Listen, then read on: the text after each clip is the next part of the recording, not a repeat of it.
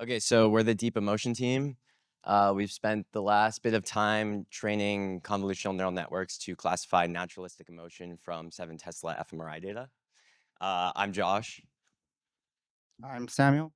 I'm Toya. Go ahead. So our main motivation of our project is to confirm our functional understanding of brain's emotional responses, and more importantly, to teach our models to learn these emotional representations.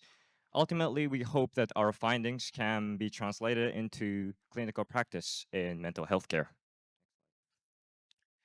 So we are using Forrest Gump dataset. For those who may not know, this is a public fMRI dataset that captures brain images of 20 different subjects as they watch the movie Forrest Gump. Uh, the dynamic and continuous narrative of Forrest Gump elicits spontaneous emotional reactions from subjects, which are crucial for the model to learn how emotions are processed, how we process emotions naturally. I want to add quickly here that this data set is ubiquitous in the neuro community for being one of the largest naturalistic data sets for fMRI data. So a lot of fMRI tasks are on like tasks that try and distill the input to the atomic cognitive function. And what's special about this data set is it's lots of subjects and they're watching a movie, so it's more like how their brain would act in real life. So here's our high-level overview of the model pipeline. We begin by processing each 3D slice of a brain image using 3D convolutional and max pooling layers to extract low-level embeddings. Then these low-level embeddings are fed into a classification head to produce one encoded emotional label, such as sadness. Yeah, so this is how our annotations look like. So if you look, each row corresponds to a set of fMRI images. And so listed is the start and end time of when these fMRI images were taken relative to the movie that they were watching. So the start and end times in the movie. And then our main column that we were focusing on was that emotion column over there. And as you can see, that each scene is labeled with an emotion such as love, pride, compassion, etc. So in order to consolidate the amount of emotions, because there were around 20, we identified 5 principal emotions that occurred most frequently, and then we used a co-occurrence matrix because there were eight judges that at the same time had annotated the movie, and so we used a co-occurrence matrix to identify which emotions could be grouped together based on the amount of judges that frequently chose that emotion for a given scene. So over here is just an example. So let's say for a given scene, there are 8 judges. They identified the emotion listed over there. We would take the emotion that was most agreed upon, and then we would put that as our label for the aggregated annotations, and then we would also have another criterion. We would need that at least 4 judges mentioned this emotion in order for it to be used. And if and we didn't have agreement with at least 4 judges for that particular emotion, then we would just put a none label. So at low level, our model consists of 3 convolutional layers to extract 3 convolutional layers and 3 max pooling layers to extract pixel level information from a brain image at a given time step. The classification head consists of 2 convolutional layers. We configured our data loaders to provide small stochastic mini-batches on each subject and removed non-labels to prevent model from cheating by producing a meaningless output. We trained our model for 50 epochs using Atom Optimizer with a learning rate of around 1e-4 to ensure steady loss convergence. So here are the training results. The left graph shows the average accuracy of 20 different CNN models, each trained on each individual subject. And the right graph shows the accuracy of one model trained on the full data set. As you can see, the both performances are remarkably similar. However, next slide, the left messy visualization shows that cross-subject model does not always outperform some single subject models, meaning that there is a variability in models in emotional classification between subjects.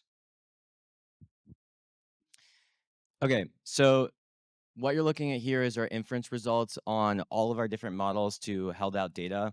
So to read this graph, the row is what emotion label is the held out data, and the column is which model. The color coding is the model accuracy on that held out data. So just to pick an arbitrary square here, this is the model trained on only subject 14.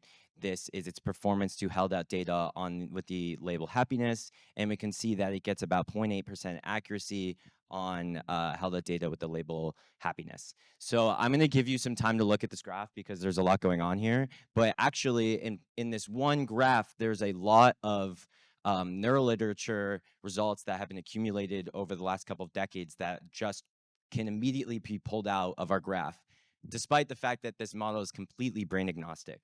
So the first thing I want to point out is that there's a lot of variation between individuals here. So, you know, this individual, the model struggles with love and anger. Similarly, for this individual, different individuals, the model was able to completely classify which emotions they were experiencing for held out data. This is pretty well established in the neural field that human fMRI data has different signatures for different emotions. Emotion is highly individual. It's this, like, the theory behind this is that emotion is learned. So it's believed that your understanding of emotion comes largely from your parents and different partners that teach you emotion. And this immediately is something that we can pull out from this chart. Okay, another thing I'd like to point out, the top row is completely green, and that corresponds to fear. Well, similarly in the neuroliterature, we know that fear has the strongest and most consistent signal of these emotions. And likewise, this is something that we can immediately pull out from this graph, despite the fact that these models are brain agnostic. And also, I have citations that will that point to these results in the literature. Okay, the last thing I want to point out with recreating neuroliterature is that this cross-subject model really struggles on love. So if you look at the different emotions here, it does well on fear, sadness, happiness, and anger, but it really struggles to generalize love across different subjects. Well, it's pretty well established that we shouldn't consider love as an emotion because love in particular is highly variable and is shown to be something that's very learned, something that is taught to you by your parents, and is not so hard-coded in the brain as other natural responses. And it's really exciting that this result just is immediately pulled out by our model despite it not knowing what a brain is or what the data is that's looking at. Okay, so moving on, just some interesting caveats with this graph. The subject 19 model, like you might notice, had the worst performance of any grid space here. And so in particular, the model that was trained on only subject 19 identified the scenes in which this person was viewing a love scene with below 0.2% accuracy. So first of all, we're giving some basic demographics about this individual. All we are told is the age and sex of this person. So we were informed that this person is 22 and identifies as a woman, which stay safe out there, fellas. And if we look closer at what our model told us that this person was experiencing during these love scenes, we can identify that they were mostly experiencing sadness and also some happiness. So I don't want to extrapolate to like, I'm not going to draw any conclusions about this person.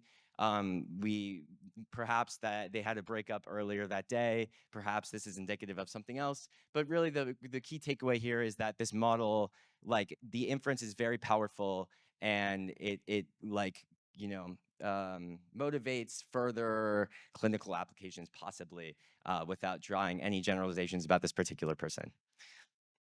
Okay, moreover, we wanted to test if our model can generalize to unseen subjects. So these are 4 different models trained. This one's trained on only subjects 5 through 20. This one's 1 through 4 and 11 through 20 and so on.